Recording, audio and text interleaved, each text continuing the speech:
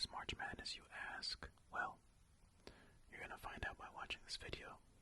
But a quick little description is that it is a North American, a United States college basketball tournament that happens, you guessed it, in March.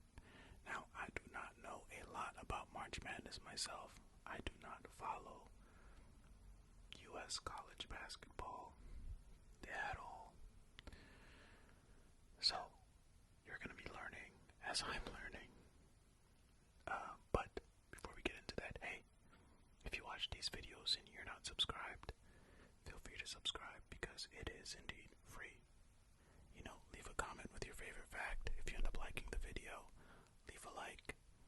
The algorithm and myself will be eternally grateful to you for that.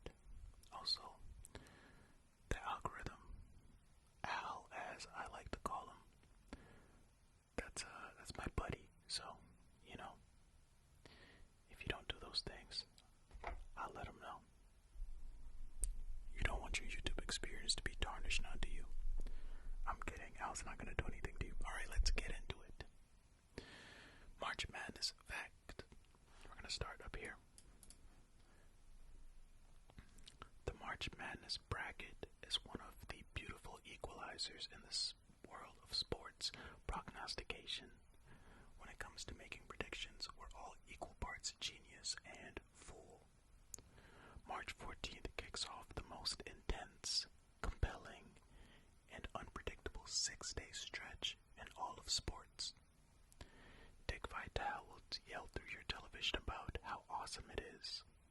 We'll fondly recall the late Greg Sager, who never failed to flash a suit repurposed from a Brady Bunch Davenport, and we'll welcome new courtside color. 68 teams will enter the ring, but only 16 will emerge. And from that Sweet 16 will rise a champion. Yeah, well, okay. Greg Sager, I do know, because Greg Sager did NBA games as well, but I also believe Greg Sager passed away back in a few years ago. So, yeah, you won't be seeing Greg Sager on the sidelines for March Madness. Okay, but beyond that, nothing is guaranteed. Bold first-round bracket upsets or Final Four long shots can make you look like the amazing Kreskin or just an amazing bonehead. But that won't stop you from trying. 10% of the American population will bump 100 million into Las Vegas coffers as they check off locks and underdogs, sleepers and stunners, chokers and champions. We consider it our job to provide educators with the unfair advantage they'll need to win the teacher's lounge pool. So as you make your picks, consider these 25 fun facts about the Ncaa tournament. They might even help you fill out a perfect bracket. Okay, I have heard about filling out brackets and people winning money, you know, so hey, there's that. Alright, let's do this. 25 facts. We're going to start with fact number 1. Your odds of filling out a perfect bracket are not good. In fact, they are lower than your odds of winning the lottery, getting struck by lightning, and having a boa constrictor emerge through the pipes in your toilet all on the same day. Wallet Hub says your chances of nailing every pick are 1 in 9.2 quintillion. Holy moly. Those odds are indeed terrible. You really have the chance of winning the lottery, getting struck by lightning, and having a snake come out of your toilet on the same day. Yikes. Fact number 2. The Ncaa tournament may be the ultimate time burglar. Wallet Hub estimates that hourly corporate losses will amount to roughly 1.9 billion as a result of workers whose productivity has been diverted by March Madness. Hey, in the United States, March Madness is pretty popular.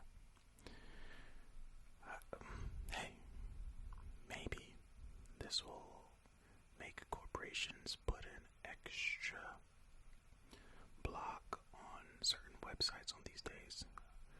You know, you can't even use VPNs or proxies on those days. They'll just shut your computer down completely.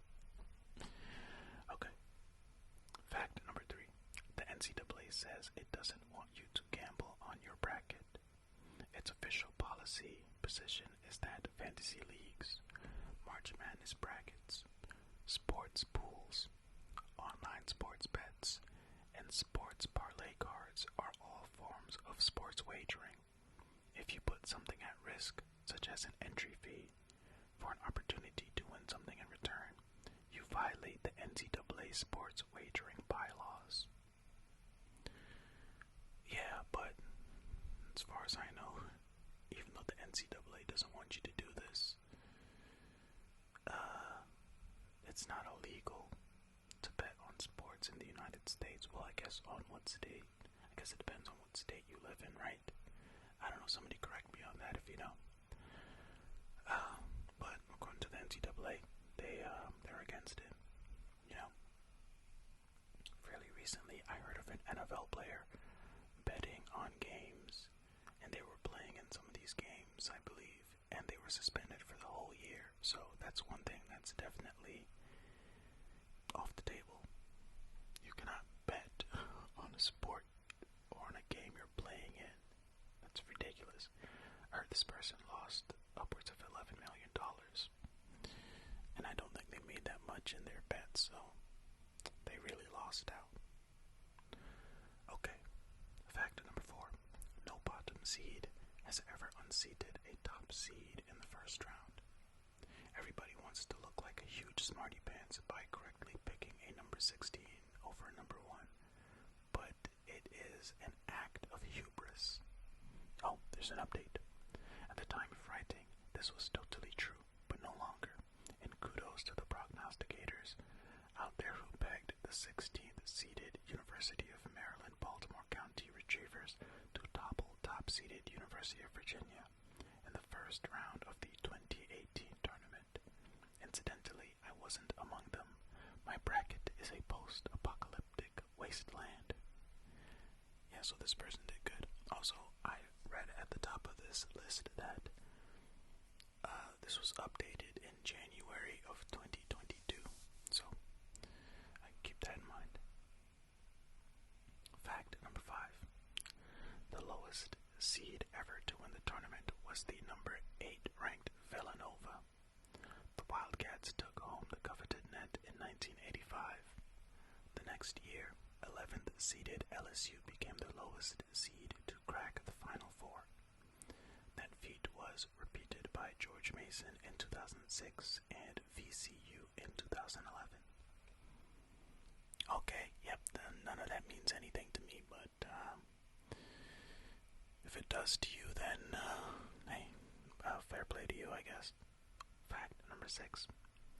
2008 may hold the record for being the most predictable tournament ever. It is the only time that all 4 number 1 seeds, Kansas, North Carolina, UCLA, and Memphis, locked horns in the Final Four. Well, so if you're a number 1 seed, you're not a lock. I mean, that's obvious, but they're just pointing it out here. Alright, fact number 7. The phrase March Madness was first coined in connection with the NCAA in 1982 when sportscaster Brent Musburger uttered it during his tournament coverage.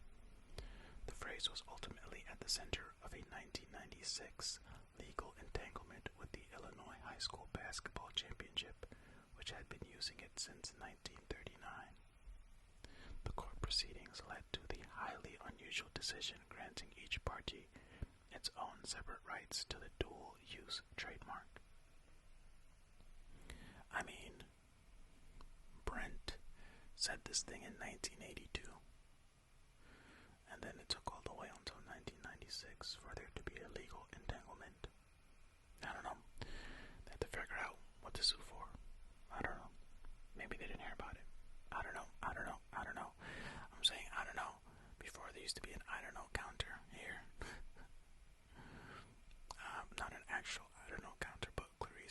always say. You said I don't know so many times. Well, here I am again, back to it. This is all wacky here because we already read this up above. Okay. Fact number 8. 1939 was also the inaugural year of the Ncaa tournament. Only 8 teams competed for the title, with the Oregon Webfoots emerging victorious over the Ohio State Buckeyes. The Webfoots. I'm guessing their mascot was a duck, or maybe just a webbed foot.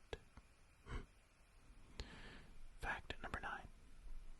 Though it is regarded today as the consolation bracket, the National Invitation Tournament, NIT, predates the NCAA by 1 year, and was seen by many as the superior of the two tournaments well into the 1950s.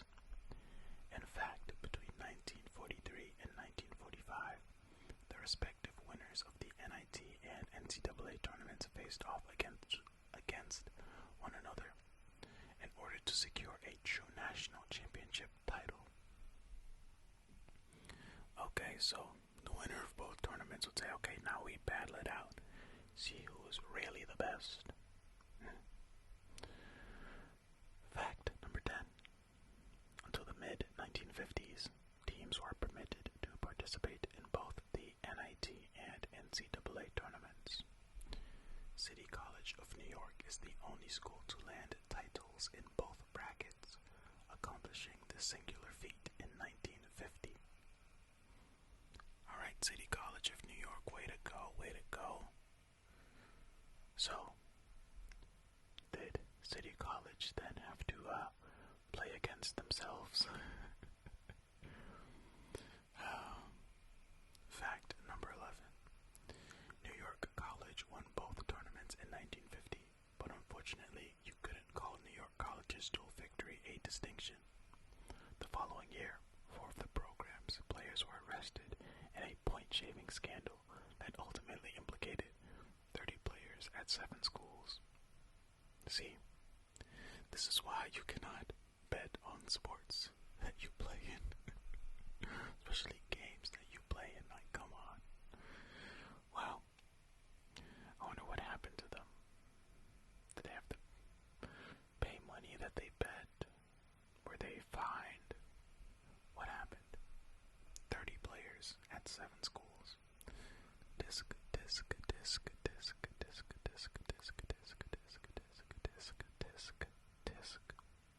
Fact number 12. Notre Dame shooting guard Austin Carr set a tournament game record by sinking 61 points in a first-round matchup with Ohio. No player has since threatened that record.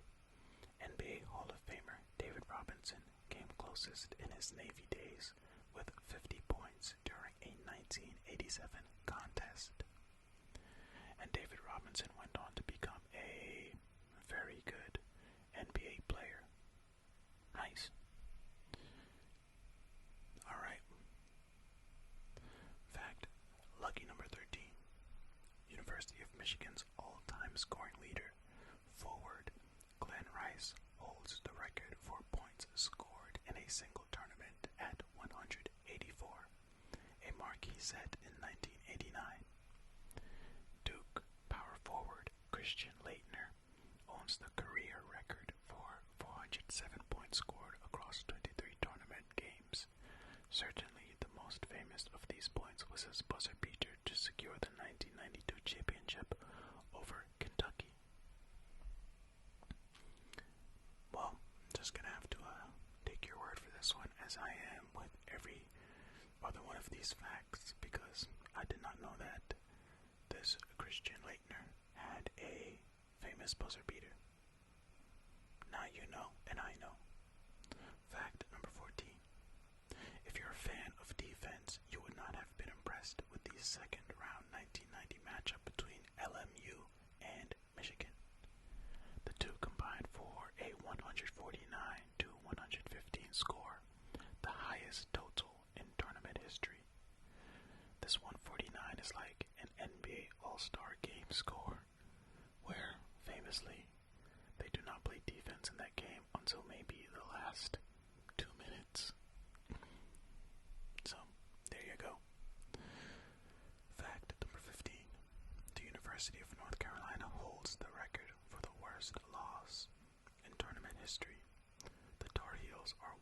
recognized for their historical excellence, but they also hold this ignominious distinction.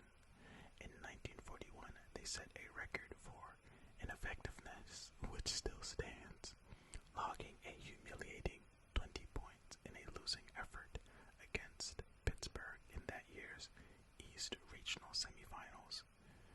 So on one hand, you have this team scoring 149, and then you have another team scoring 20 points. 20. Many NBA players average 20 points a game, and that's just one person, much less a whole team only scoring 20 points. Good grief. Well, this was in 1941, so, things were maybe a bit different back then, but still, 20 points. Come on. Fact number 16.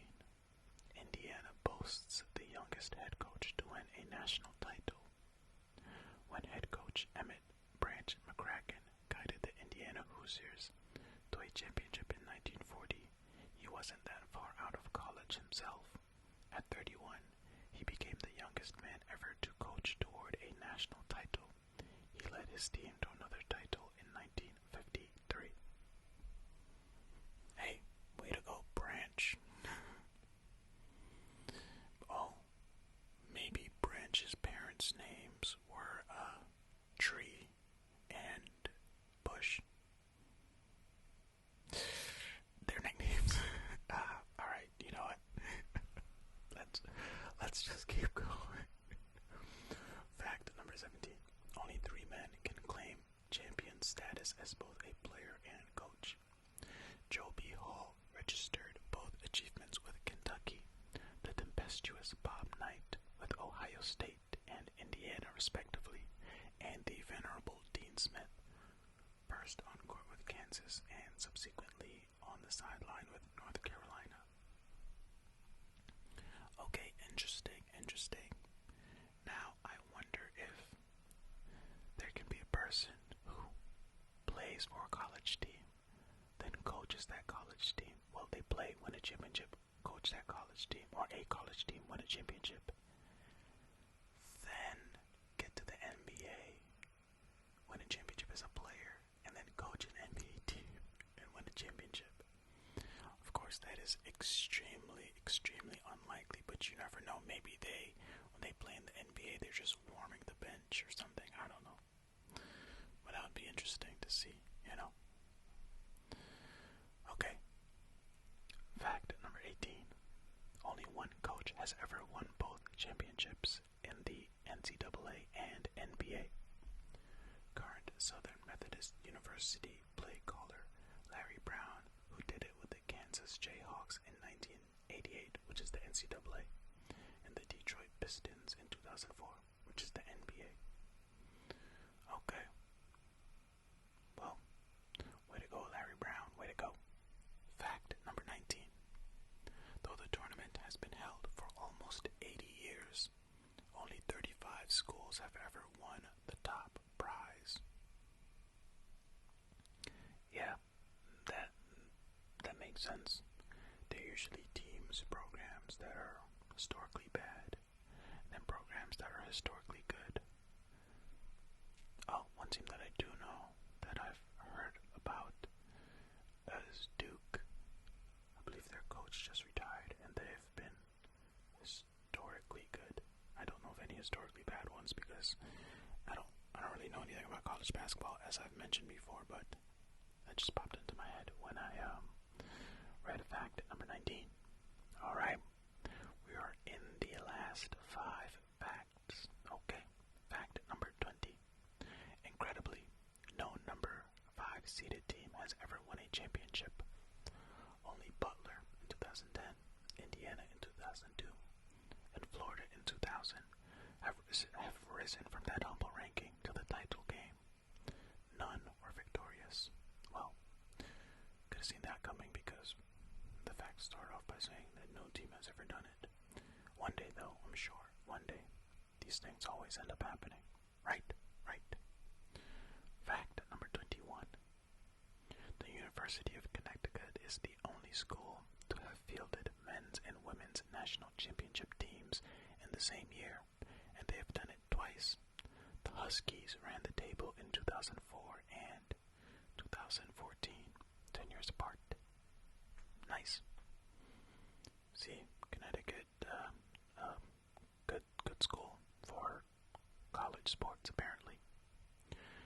Fact number 22. Prior to this year, the tournament has been played 77 times, and the University of Kentucky has been invited 55 times. 17 of these appearances have ended in Final Four berths, and 8 in championships.